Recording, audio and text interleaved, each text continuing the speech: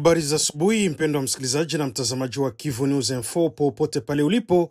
Matumaini yetu ni mzima wa afya kabisa, na karibu tena katika taarifa zetu za habari za asubuhi ya leo Alhamisi tarehe 6 Novemba mwaka 2025. Na hii ni taarifa kutoka Kivu News Info, na tukiendelea kutangazia matangazo yetu tukiwa mashariki mwa Jamhuri ya Kidemokrasia ya Kongo. Na leo ni siku nyingine mpya yenye matumaini, changamoto na habari tele, na sisi tupo hapa kuhakikisha unapata habari sahihi kwa wakati na zilizo na uhakika. Kama kawaida, tunaanza siku kwa kukujuza kuhusu mambo makubwa yanayogusa maisha ya wananchi, kuanzia siasa, uchumi, afya, hali ya maendeleo katika jamii kadhaa katika mikoa mbalimbali. Na kama ilikuwa ndo mara kwanza unakutana nasi kupitia mtandao wa YouTube, kabla chochote tunakusihi kufanya kitu kimoja: usisahau kusubscribe, kulike, comment na kushare.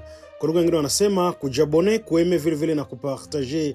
Na basi kama tayari utakomeshafanya hivyo, acha tuendelee kusema asante sana kwa kuchagua Kivu News Info kama kituo chako chema cha matangazo. Vile vile unaweza kutuandikia kwa namba zetu hizo mpya za WhatsApp na ukatujuza unasikiliza Kivu News Info kwa sehemu gani, na uende ukatuambia maoni yako aiza mapendekezo yako. Langu jina mimi ni Iteloje Longa, basi na kualika kuwa na mimi mwanzo hadi mwisho wa taarifa zetu za asubuhi ya leo ya tarehe 6 Novemba mwaka 2025. Na ni Kivu News Info, kisima chako pekee cha bana burudani kutoka mashariki mwa Jamhuri ya Kidemokrasia ya Kongo. Kivu News Info, sauti ya wananchi, sauti yetu, habari yako. Basi karibu tukupashe.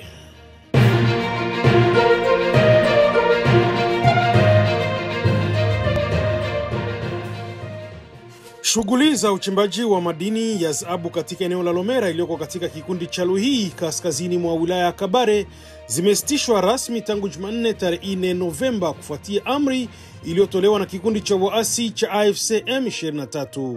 Taarifa zinasema kuwa wachimbaji na wafanyabiashara walikuwa wakiendesha shughuli zao katika eneo hilo wameanza kuondoa vifaa vyao vya kazi, huku wengine wakilalamikia ugumu wa kusafirisha mitambo mikubwa kama vile mashine ya kugandamiza mawe na pampu za maji. Kundi la kijamii linaloitwa Pamoja kwa Amani, likimaanisha Tous pour la Paix, linasema kuwa hatua hiyo ya kufunga kabisa eneo la uchimbaji wa Lomera imeongeza mateso kwa wakazi wa eneo hilo ambao wengi wao walikuwa wakitegemea uchimbaji huo kama njia pekee ya kujipatia kipato cha kila siku. Mmoja wa wanaharakati wa kikundi hilo, Jean Christostome Kijana, amesema hali ya wananchi wa Kivu kwa sasa ni ya mateso makubwa kutokana na athari za vita zinazoendelea mashariki mwa nchi.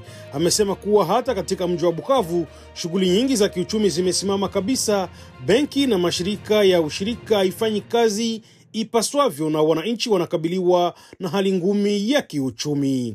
Kwa mujibu wa Kijana, eneo la Lomera limekuwa kama moyo wa maisha kwa mamia ya familia zilizokuwa zinategemea mapato kutokana na kazi za uchimbaji. Anatarisha kuwa kufungwa kwa mgodi huo kunaweza kusababisha ongezeko la vitendo vya uhalifu katika maeneo ya jirani, kwa sababu vijana wengi walikuwa wakifanya kazi huko sasa watabaki bila shughuli yoyote ya kujipatia riski. Aidha, wanawake wengi walikuwa wamechukua mikopo midogo ili kuanzisha biashara katika eneo la Lomera sasa wamebaki bila matumaini baada ya kufungwa ghafla kwa eneo hilo. Kwa sasa hali inatajwa kuwa tete, huku wakazi wakihofia kupoteza kila kitu kilichoweza kutokana na mabadiliko haya yasiyoeleweka. Shughuli zote zimesalia kusimama siku ya Jumatano tarehe 5 Novemba mjini Oicha, ikiwa ni siku ya 3 tangu kuanza kwa mgomo wa wazi usio na kikomo uliotangazwa na asisi ya kiraia ya eneo hilo. Wanaharakati wa kijamii hiyo wanapinga kile wanachokiita uongozi usio wa uwajibikaji na wanataka kuondolewa kwa burgomestre wa Oicha pamoja na makamanda wa polisi mjini umo na wa wilaya nzima ya Beni. Kama ilivyokuwa siku 2 zilizopita, wito wa mgomo huo umeitikiwa kwa kiwango kikubwa cha wakahazi. Taarifa kutoka eneo hilo zinasema kuwa maduka, magala, ofisi za mawasiliano na hata soko kuu ya Oicha vilibaki kufungwa siku nzima ya jana.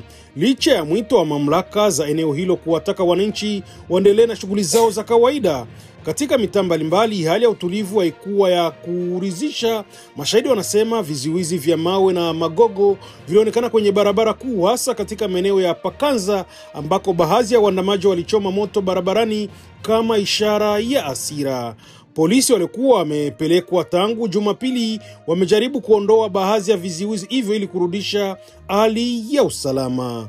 Kwa mujibu wa taarifa, usafiri wa umma nao ulishindwa kufanya kazi, magari yalibaki maegesho, shule zilifungwa na masoko kuwa tupu kabisa, siku ambayo kawaida huwa ya shughuli nyingi za biashara. Oicha ambayo iko umbali wa takriban kilomita 13 kaskazini mwa mji wa Beni imekuwa ikikabiliwa na mashambulizi ya mara kwa mara kutoka kwa waasi wa ADF wanaotumiwa kuwa mauaji ya raia na kusababisha maelfu ya watu kuyahama makazi yao. Tangu katikati ya mwezi Septemba, matukio ya uhalifu yana mauaji yameongezeka. Tarehe 17 Septemba, kijana mfanyabiashara wa kikao aitwaye Kasereka Mukainara Moize aliuawa katika kijiji cha Kantine, huku tarehe 28 Oktoba mwanamke mmoja alipigwa risasi na watu wasiojulikana ndani ya mji wa Oicha, tukio lilosababisha mume wake na mtoto wao kujeruhiwa vibaya. Kupitia hatua hii ya mji kufungwa au vilimote, viongozi wa asasi za kiraia wanasema wanataka kushinikiza viongozi wa serikali na wa kijeshi wachukue hatua madhubuti za kurejesha usalama na pia kufanya mabadiliko wa uongozi wa ndani ambao wanauona umeshindwa kutimiza wajibu wake kwa wananchi. Wakazi kadhaa ambao walikuwa wamekimbilia katika maeneo ya Lubero kufuatia mapigano kati ya waasi wa FCM23 na majeshi ya serikali kwa kushirikiana na makundi ya wazalendo, sasa wameanza kurejea katika vijiji vyao vilioko ndani ya kikundi cha Ikobo katika wilaya ya Walikale. Hata hivyo, kurejea kwao kumekuja na changamoto kubwa, hasa katika upande wa afya. Wengi wa wananchi hao wamesema wanakabiliwa na magonjwa ya maji machafu na malaria, huku vituo vingi vya afya vikiwa havina dawa wala vifaa vya matibabu. Kwa mujibu wa taarifa kutoka eneo hilo, vijiji vya Misona, Kanune, Banyakahindo, Busunzu, Mushuta na kadhaa vingine ndivyo vimepokea idadi kubwa ya watu waliorejea. Lakini hali inatajwa kuwa mbaya sana kwa sababu vituo vya afya vingi vinakwama na kuporwa wakati wa mapigano. Madaktari na wauguzi walioko hawana tena uwezo wa kutoa huduma kwa sababu hata dawa za msingi zimekwisha. Mmoja wa wakazi alizungumza na wanahabari wetu amesema wagonjwa wanalazimika kutembea umbali mrefu hadi katika wilaya ya Lubero wakitumaini kupata matibabu huko. Wale wasio na uwezo wa kusafiri wanalazimika kutumia tiba za kienyeji kwa kutumia mizizi ya miti na majani, jambo linaloweka maisha yao kuwa hatarini. Kwa sasa wakazi wengi wa Ikobo wanatoa wito kwa serikali na mashirika ya binadamu kupeleka msaada kwa haraka na dawa na vifaa vya matibabu ili kuokoa maisha ya watu wanaougua na kuhakikisha huduma za afya zinarejea kwa haraka katika maeneo yaliyoathirika na vita. Hofu imetanda katika wilaya ya Walikale baada ya kutokea kwa ugonjwa wa ajabu unaowashambulia wanyama wa kufugwa kama vile ng'ombe, mbuzi, kondoo na nguruwe. Katika taarifa kutoka kwa afisa wa polisi anayesimamia utawala wa wilaya hiyo, kamishna mkuu Adolore Kasongo, zinaeleza kuwa ugonjwa huo umeanza kuonekana takribani mwezi mmoja uliopita na tayari umesababisha vifo vya wanyama kadhaa.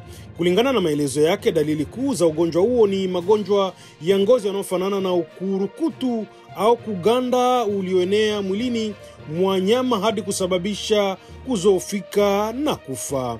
Hadi sasa wataalamu wa mifugo hawajafanikiwa kubaini aina kamili ya ugonjwa huo, lakini sampuli zimeshwa kuchukuliwa na kupelekwa katika mahabara kwa uchunguzi zaidi. Kwa sababu ya tisho hili, mamlaka eneo imetangaza hatua kadhaa za tahadhari, ikiwemo marufuku ya kuchinja wanyama kwa siri bila ukaguzi wa kitaalamu. Kuchinja wanyama sasa kunaruhusiwa tu katika machinjo ya umma na kwenye masoko rasmi chini ya usimamizi wa maafisa wa mifugo. Mamlaka imeeleza kuwa kila nyama inayodhibitishwa kuwa salama kwa matumizi ya binadamu lazima iwe na alama maalumu ya daktari wa mifugo ambayo itatolewa bure na mkaguzi wa nyama. Nyama zote zisizo na alama hiyo itachukuliwa kuwa asili isiyo salama na itazuiwa mara moja kulingana na kanuni za afya ya mifugo nchini. Kwa sasa huduma za mifugo zimeimarishwa katika masoko na machinjo ya umma ili kuhakikisha maagizo hayo yanatekelezwa ipaswavyo. Ni muhimu kukumbuka kuwa zaidi ya miezi miwili iliyopita mamlaka za serikali ziliwahi kutoa tahadhari kama hiyo katika wilaya jirani ya Masisi baada ya kugundulika kwa ugonjwa usiojulikana uliowashambulia ng'ombe. Baadhi ya wakazi wa kijiji cha Waloya Uroba kilichopo karibu na Masisi waliwahi kupata sumu ya chakula baada ya kula nyama ya ng'ombe kutoka eneo hilo, na wengi walazimika kulazwa hospitalini kwa matibabu maalumu. Mmoja wa wazee wenye ushawishi mkubwa katika mkoa wa Kivu Kaskazini, Jean-Paul Waitswalo, amevunja ukimya wake siku ya Jumatano akilahani kwa maneno makali kile alichokiita rushwa na ulaghai wa wazi unaofanyika katika huduma za utoaji wa pasipoti za kielektroniki mjini Beni. Kwa mujibu wa kauli yake, gharama halisi ya kupata pasipoti sasa imepanda maradufu, kinyume kabisa na bei rasmi iliyowekwa na serikali ya taifa. Anakumbusha kuwa katika baraza la mawaziri la tarehe 11 Aprili mwaka 2025, Rais wa Jamhuri ya Kidemokrasia ya Kongo Felix Antoine Tshisekedi Chilombo alitangaza kupunguzwa kwa bei ya pasipoti ya kawaida hadi dola 75 tu za Marekani ili kuwarahisisha upatikanaji wake kwa wananchi wote. Hata hivyo, hali halisi mjini Beni inaelezwa kuwa tofauti kabisa. Kwa mujibu wa bwana Jean-Paul Waitswalo, huduma za ofisi ya upatikanaji picha na usajili wa pasipoti zimeongezwa kama chanzo cha utajiri haramu. Amesema kuwa ingawa wananchi wanalipa dola 75 rasmi kupitia benki ya Equity, bado anatozwa ada za ziada zisizo halali. Dola 30 zinadaiwa na baadhi ya maafisa wa Anere na dola 40 nyingine wanazidai maafisa wa kituo cha upigaji picha kabla kutoa huduma. Kwa ujumla, raia analazimika kulipa karibu dola 145 kwa pasipoti inayopaswa kugharimu dola 75 pekee. Hii ni unyonyeshaji wa wazi kabisa, amesisitiza bwana Jean-Paul kwa hasira. Mzee huyo anaitaka serikali ya mkoa wa Kivu Kaskazini na hasa gavana wa kijeshi wa jimbo kufuatia swala hilo kwa karibu na kuhakikisha wahusika wote wanawajibishwa ipaswavyo. Amesema wananchi wa Beni tayari wamevumilia mengi, kuanzia ukosefu wa usalama, umaskini hadi uhamisho wa kulazimishwa, na sasa wawezi tena kubeba mzigo wa rushwa katika huduma za serikali. Kwa maneno makali amesisitiza, tunahitaji heshima ya maamuzi ya rais. Pasipoti ni dola 75 si zaidi. Watu wamehangaika vya kutosha, wanastahili haki na uadilifu. Na tujelekeze katika wilaya ya Kalehe mkoani Kivu Kusini. Walimu kutoka katika taasisi 3 za elimu, Kalehe 1, Kalehe 2 na Kalehe 3, wameinua sauti zao wakilalamika miezi miwili ya mishahara yao kucheleweshwa, hususan mwezi Septemba na Oktoba mwaka 2025.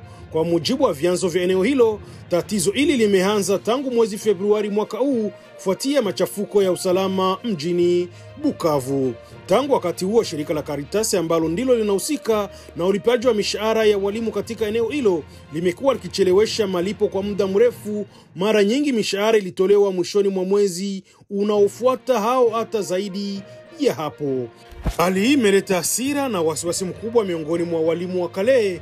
Wengi hata wanahofia kuwa huenda mishahara wa Februari umepotea kabisa, kwani haujalipwa hadi leo. Walimu hao wanajilinganisha na wenzao wa maeneo mengine ambao wanalipwa kupitia benki kwa wakati, huku wao wakibaki kutegemea mfumo wa Karitasi unaoleta usumbufu na kuchelewesha maisha yao ya kila siku. Bahati Matabaro, kiongozi wa chama cha walimu katika Kalehe 3, amelahani kile alichokiita uzembe wa kutojali kwa makusudi unaotekelezwa kwa walimu wa Kalehe. Ametaka serikali ya Jamhuri ya Kidemokrasia ya Kongo kuchukua hatua za haraka kurekebisha hali hiyo na kutoa maagizo mahususi kwa Caritas ili kuhakikisha mishahara inalipwa kwa wakati.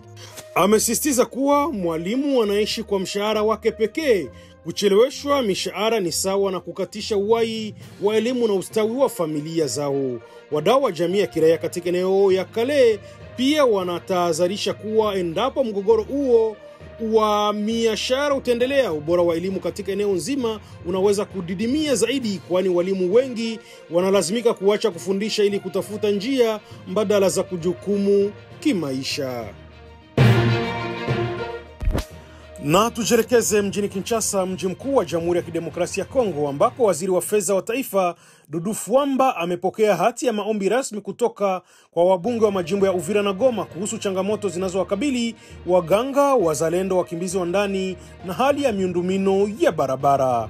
Hati hiyo ilikabidhiwa kwa waziri siku ya Jumanne tarehe 4 Novemba na wabunge Claude Misare Mukoberwa, mwakilishi wa Uvira, na Iber Furunguta Mukasa, mwakilishi wa Goma. Kwa mujibu wa taarifa kutoka ofisini mwa mheshimiwa Misare, waziri wa fedha mara moja waliwasiliana na idara husika ili kufanyia maombi yaliyowasilishwa, hasa kuhusu madai ya waganga waliokuwa wameandamana mjini Uvira wakidai malipo na uboreshaji wa hali zao kazini. Katika mazungumzo hayo, wabunge hao walitaka serikali kuhakikisha kuwa waganga wanaofanya kazi katika maeneo ya operesheni za kijeshi wanapatiwa motisha maalumu na malipo ya kudumu. Aidha, Claude Misare alitumia fursa hiyo kuzungumzia hali ya miradi ya ujenzi ya barabara kuu namba 5 inayounganisha Uvira na maeneo jirani. Kufuatia maelezo hayo, waziri Dudu Fwamba aliagiza kuachiliwa kwa kiasi cha dola milioni 3 kutoka katika mfuko wa serikali ili kuhakikisha uendelezaji wa kazi hizo za ujenzi. Vile vile wabunge hao waliomba serikali kuongeza msaada wa makundi ya wazalendo pamoja na watu waliokimbia makazi yao kutokana na vita mashariki mwa nchi. Waziri Dudu Fwamba aliwahakikishia kwamba serikali itaendeleza msukumo wa kisera ili kuhakikisha kundi hilo alikusauliki katika mipango ya misaada ya taifa.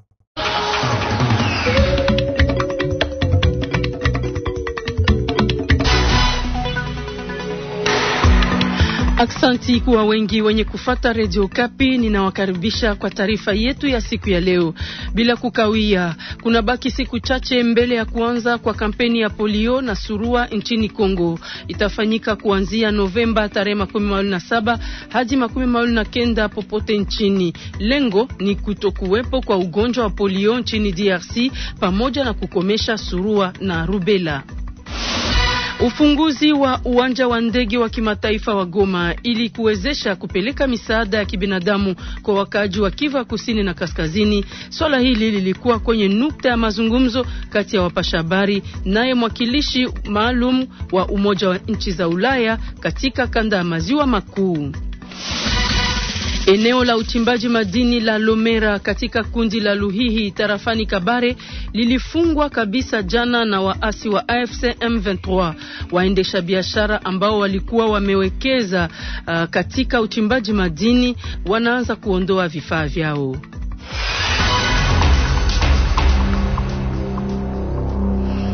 Karibu tena kwa wote na usikilivu mwema. Kampeni ya polio na surua nchini Kongo imesalia siku chache tu. Itafanyika kuanzia tarehe 27 Novemba hadi 29. Tangazo hili lilitolewa na waziri wa afya Roger Kamba wakati wa mkutano na waandishi wa habari uliofanyika Jumatatu hii mjini Kinshasa. Lengo lake ni kutokuwepo kwa ugonjwa wa polio nchini Kongo pamoja na kutokomeza surua na rubela. Hata hivyo, lengo kuu la kampeni hii ni kulinda karibu watoto milioni 28.5 wenye umri tangu miezi 0 hadi 59 kupitia kuwapa watoto dozi 2 ya chanjo ya polio kwa kinywa. Tunabaki tu katika habari za afya. Kivu ya Kusini inakabiliwa na milipuko ya kadhaa ikiwa ni pamoja na kipindupindu, surua na mpox. Tangazo hili lilitoka kwa afisa mkuu wa mkoa. Pia alizungumzia juu ya vifo 164 tayari vimerekodiwa kutokana na surua, 17 kutokana na mpox na 75 kutokana na kipindupindu.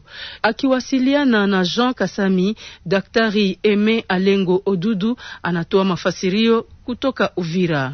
De la première semaine à la 43e semaine, Kuanzia juma la kwanza hadi kwenye juma la 43, jimbo lilisajili wagonjwa wa rougeole yani suluba 7961 na kukafariki 164, ikilinganishwa na 2.06 ya waliofariki ndani ya maeneo ya afya 21.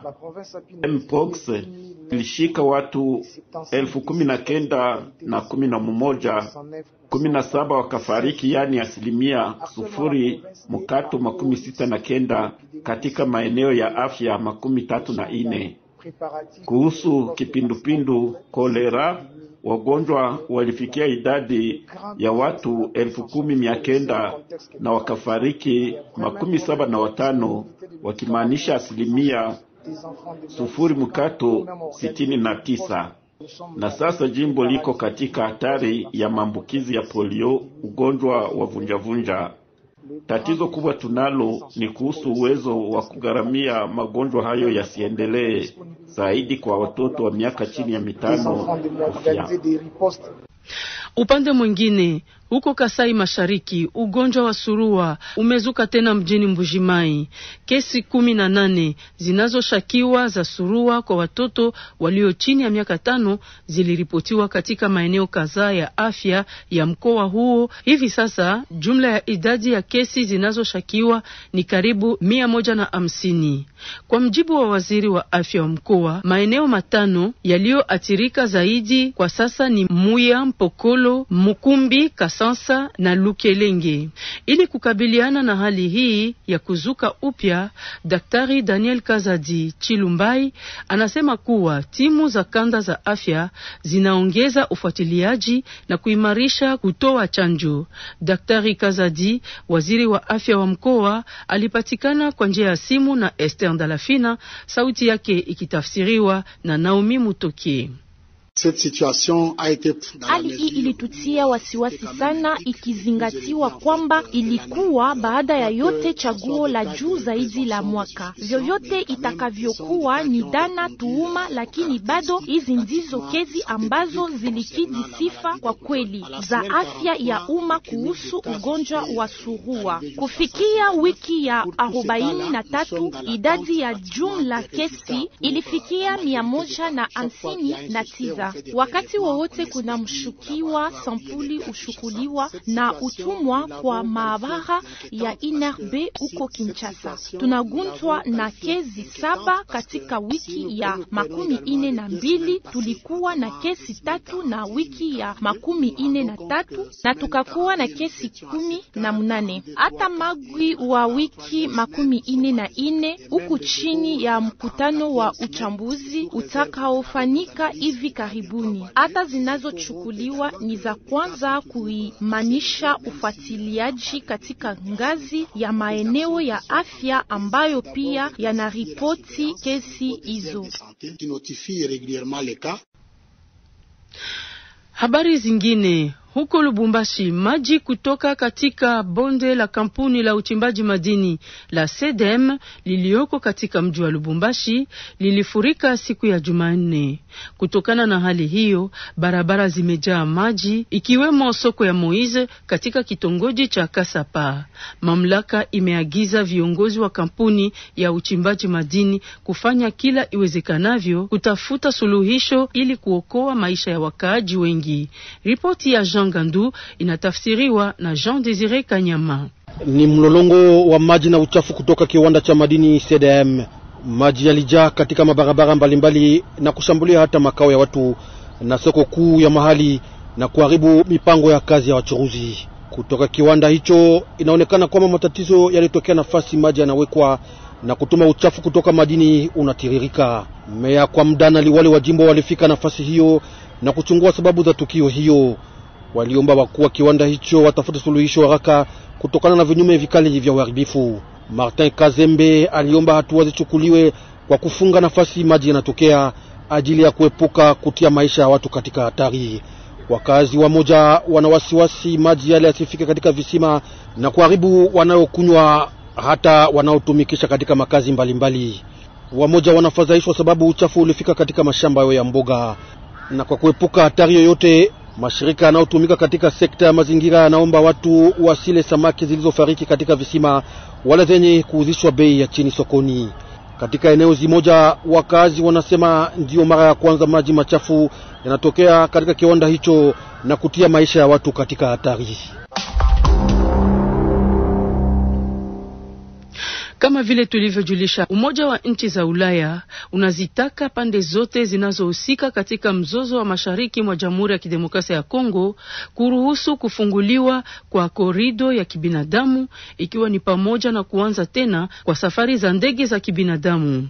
Hayo yalisemwa na mwakilishi wake maalum katika kanda ya Maziwa Makuu, Joan Bostrang, siku ya Jumatano wakati wa mkutano pamoja na waandishi wa habari uliofanyika mjini Kinshasa. Mkutano huo ulikuwa sehemu ya ziara yake ya 7 nchini Jamhuri ya Kidemokrasia ya Kongo tangu aingie madarakani. Tunarudi tena Kivu Kaskazini kuhusu habari za usalama. Mtu mashauri wa Bwito katika eneo la Ruchuru anaomba msaada wa haraka kwa wakaaji walioathiriwa na vita katika eneo hili.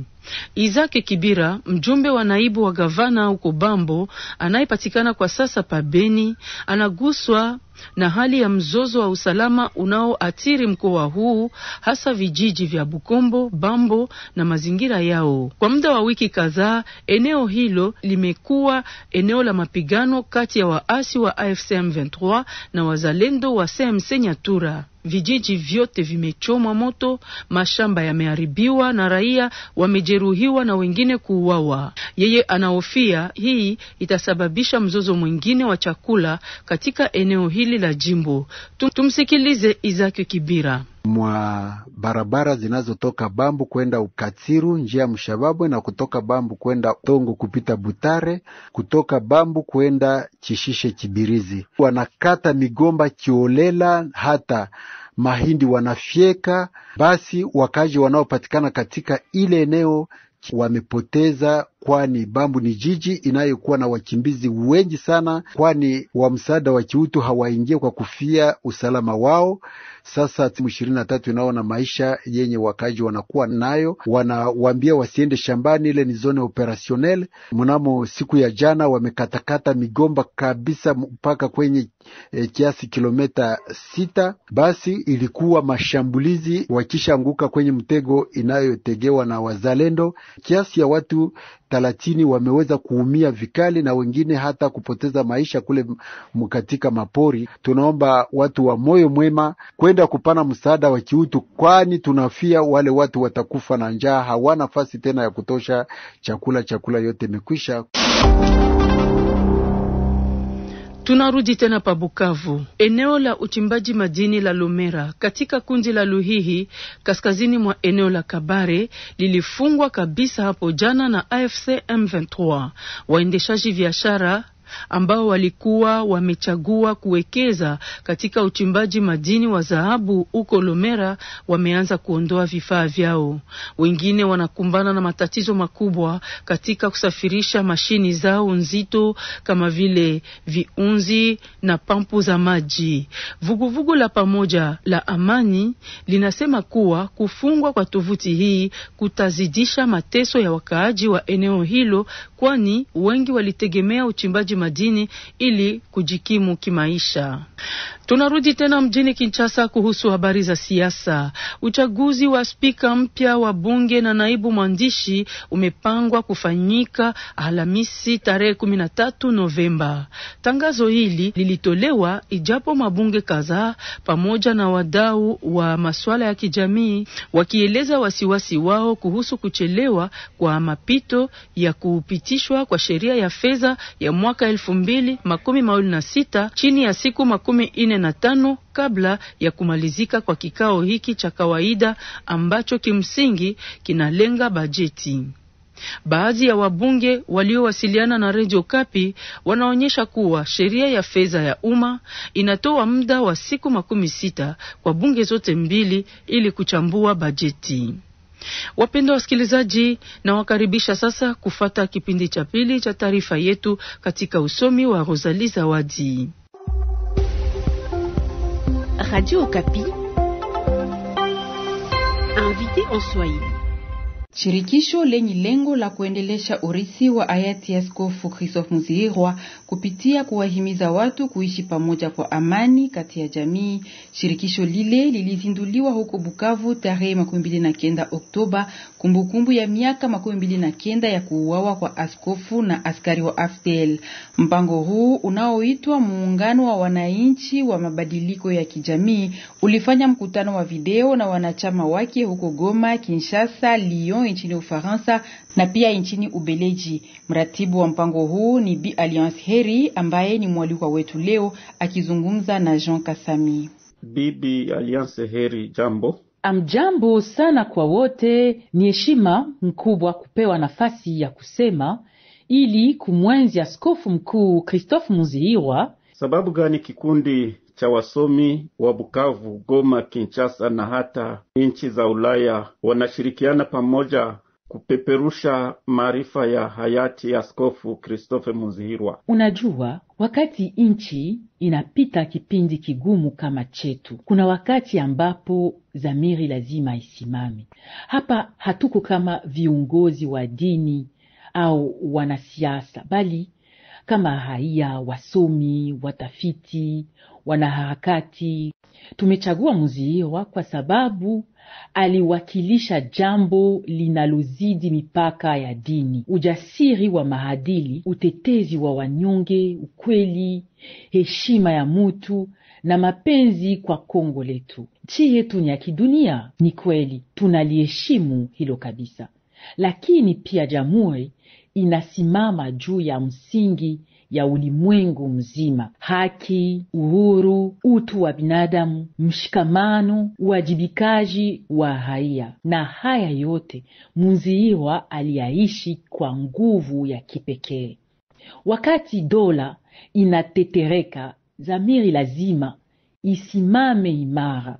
Ndiyo sababu tunakusanyika leo kuenzi urithi wake. Munasema huyo askofu ambaye aliuawa Bukavu enzi zile za AFDL ni kama darubini ya kuongoza kila mwenye kutaka masikilizano, amani na umoja. Ndiyo, ni dira kwa watu wote wa Kongo, wa Afrika, wa dunia nzima, kwa vijana, kwa viongozi, kwa kila raia.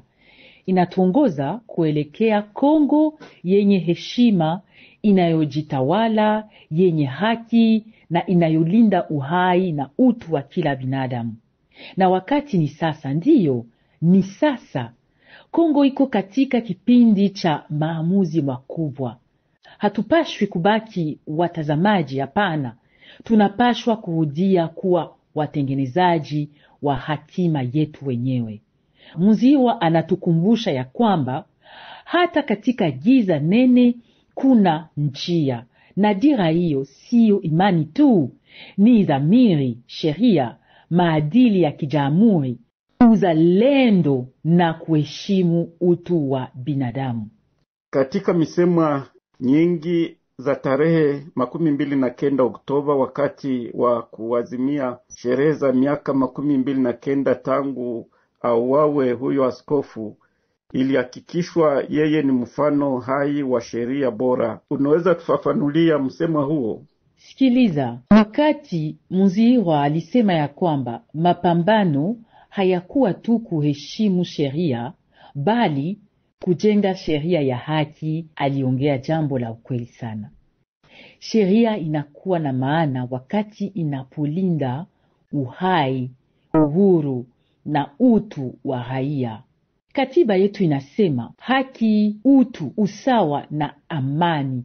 Hayo ndiyo aliyoyatetea hadi mwisho. Kukataa kunyamaza mbele ya uovu ni nguvu ya ndani, ni ujasiri wa kiadili. Unaweza kuwa muamini au hapana, lakini unaweza kusimama imara na kutetea ukweli, utu na maisha ya wasio na hatia. Muzihirwa anatufundisha ya kwamba mapambano ya kweli yanaanza moyoni na kwenye dhamiri, na hiyo ndiyo nguvu inayobadilisha taifa. Na kundi letu limechagua kusimama kwa ajili ya nchi yetu, kwa ajili la Afrika na dunia nzima. Alliance Heri, shukrani. Radio Okapi, dossier en Swahili.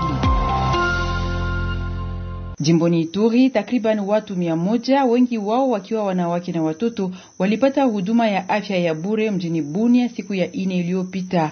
Hii ilifanyika wakati wa kampeni ya matibabu ya bure iliyoandaliwa na askari wa MONUSCO toka nchi ya Bangladesh. Lengo ni kuwalinda watu hawa kupitia huduma bora za afya.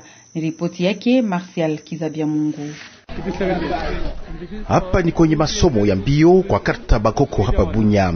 Wajeshi la MONUSCO ya Bangladeshi walijenga hema 3 kwa kufanya kampeni ya kutunza kwa bure wananchi wa karta hii. Wagonjwa wenye sura ya kuchoka wamepangana kwenye mstari kwa kungoja wapate kutunzwa. Wengi kati ya wagonjwa hawa wanaumwa kichwa, kikohozi, homa na tumbo kuuma vikali. Claudine Njagusi alipeleka mtoto wake kwa kupata matunzo ya bure. Anatosha shukrani kwa MONUSCO. Mimi nashukuru tu kwa ile msaada ambao wanatusaidia naye. Huyu unagonja surtout kikozi, durant 2 semaines nagonjwa sana et puis na rime ndio msumbua. Tuko mgonjwa. Hali ya maisha vibaya sana ya wakaaji hapo pasi kwa karta Bakoko haipelekee watu wote kupata matibabu ya kawaida kwa hii karta. Nigisi wanasema wamama hawa wenye walipata matunzo ya bure. Ninatoka tu hapa kwa pasi, nilikuwa gonjwa, babuto, fièvre, malaria. Mimi nafurahi. Mungu abariki. Tellement pa kuopasi kwa dawa trop cher. Isikwe mwisho ala mafike tu siku nyingine mafika tutashukuru sana. Kiongozi wa masomo ya mbio wa miaka zaidi 15 yeye pia amejitokeza hapa kwa kupata matibabu. Anatosha shukrani kwa jeshi la Umoja la Mataifa la Bangladeshi kwa matunzo hii yenye itasaidia wananchi wengi wenye kusewa. Anapendelea kampeni hii ipate kuundwa siku zijayo kwa kusaidia wakaji wengine. Watu hao walikuja kuchunguza wagonjwa katika mji wetu. Tunaona dawa na wagonjwa huko. Kwa hivyo ni furaha kubwa kwetu. Tunawashukuru kikosi cha Bangladesh kwa msaada huu.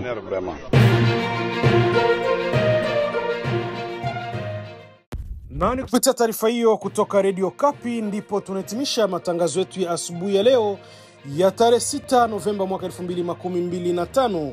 Na ambayo ulikuwa ukisikiliza ni Kivu News Info, kisima chako pekee cha habari na burudani ambacho kinaendelea kukutangazia kutoka mashariki mwa Jamhuri ya Kidemokrasia ya Kongo. Na basi kama ilikuwa ndo mara kwanza unakutana nasi kupitia mtandao wa YouTube, kabla kuondoka tunakusifu kitu kimoja: usisahau kusubscribe, like, comment na kushare. Kwa ndugu wengine wanasema kujiabone, kueme vile vile na kupartager. Na basi kama tayari utakomesha fanya hivyo, acha tuendelee kusema asante sana kwa kuchagua Kivu News Info kama kituo chako chema cha matangazo. Nia na mazungumzo yetu ya kila siku nikisha tunakuletea habari sahihi zenye kuaminika tena kwa muda muafaka. Hivyo basi nawe usisite kutuandikia kwenye namba zetu hizi mpya za WhatsApp na utuambie unasikiliza Kivu News Info kwa sehemu gani, na uende ukatuambia maoni yako aiza mapendekezo yako. Kingine cha kufanya, unaweza kubonyeza kwenye titre nitakupeleka moja kwa moja hapo chini kwa description ambako utakutana na linki mbili, kwa Kifaransa wanasema lien ya kwanza. Ukibonyeza iza kuklike itakupelekea wewe kujiunga na channel yetu ya WhatsApp, na linki ya pili ukibonyeza itasababisha unajumuika pamoja nasi kwenye grupe letu la WhatsApp. Itasababisha usipite na chochote kipindi ambako utakuwa unapotea habari mpya kupitia channel yetu ya YouTube. Langu jina mimi ni Iteloje Lulonga. Sina la ziada, acha niendelee kutoa shukrani zangu za dhati kwamba ulikuwa na sisi mwanzo hadi mwisho wa taarifa zetu za asubuhi ya leo tarehe 6 Novemba mwaka 2025.